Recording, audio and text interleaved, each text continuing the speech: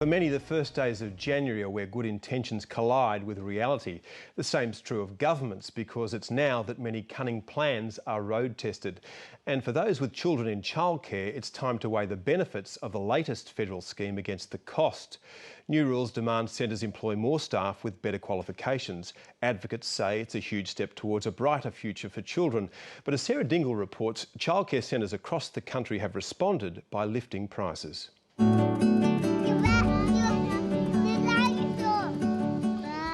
It's playtime for toddlers at this inner Sydney childcare centre. Your dad's always waiting for you. And with enough staff around, a morning outdoors also means guided learning through play. The centre caters from 6 weeks to 5 years. We have 16 children in our nursery with 5 staff, and we have 31 children in our 2 to 5s with 4 staff. Plus we also have additional staff for children with additional needs. Staff ratios here at GWYNN are already much better than the new national requirements.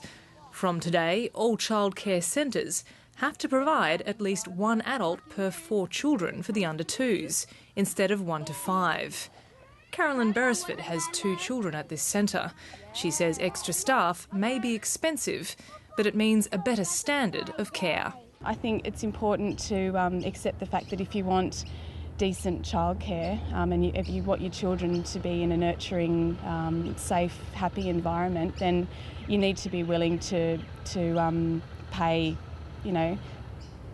I guess, decent money. Look, we know that there are more children in Australian childcare centres now than at any time in our history.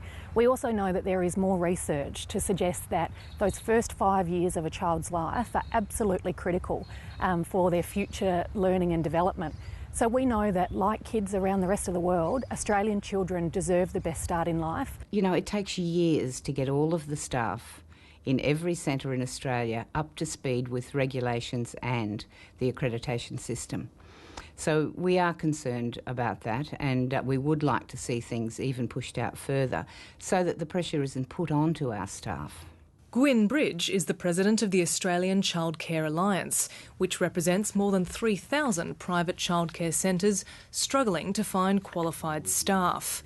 She says last month a survey of more than 400 of their members showed that despite placing job ads, 2/3 couldn't attract suitable workers, and these reforms will mean price hikes. We found that 48% said that they'd put their fees up between $1 and $5 a day for 2012, and 74% said they would put them up overall. At the moment, parents can't afford any price rises, Sarah, and this has been our major concern throughout all the negotiations leading up to 1 January. After crunching the numbers, Melbourne's Bayside City Council has come to the same conclusion. Yes, our long-term strategy is to cease operations. Bayside Mayor Louise Cooper-Shaw says for years the council has run 2 childcare centres, but the new reforms will mean they'll have to rebuild their ageing infrastructure, something that just doesn't add up. For us, our major challenge is the costs that are going to increase, and in particular that for the Sandringham and Hampton Childcare Centre, should we continue to operate them, this will mean an increase of $27 per child per day, which will either have to be absorbed by the council and ratepayers or by parents. Instead, the council has decided to get the centres off its books within 18 months.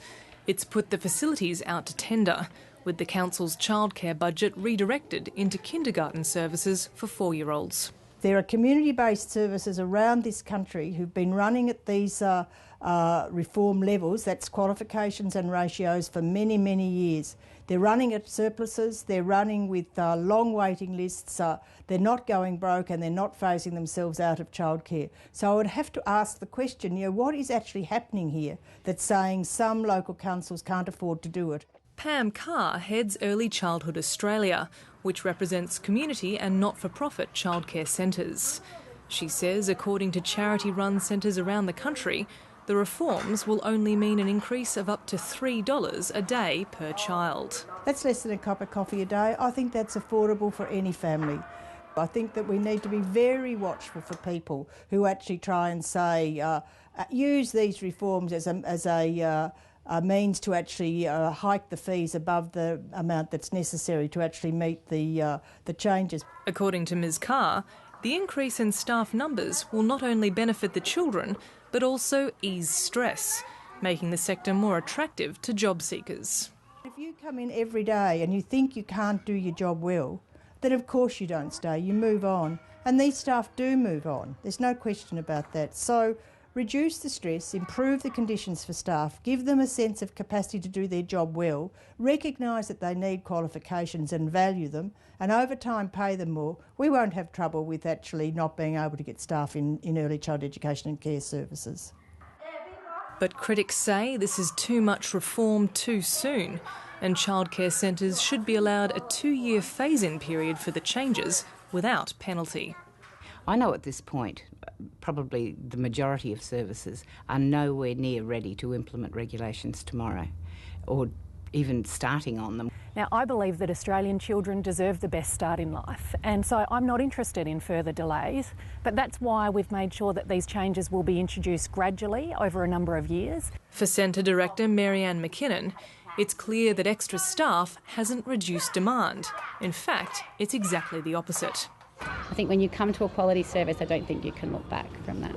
And I think that's what's so great about this new the framework and the standards, trying to get at least a basic sense of quality across all services, which I think is a really good thing. Sarah Dingle with that report.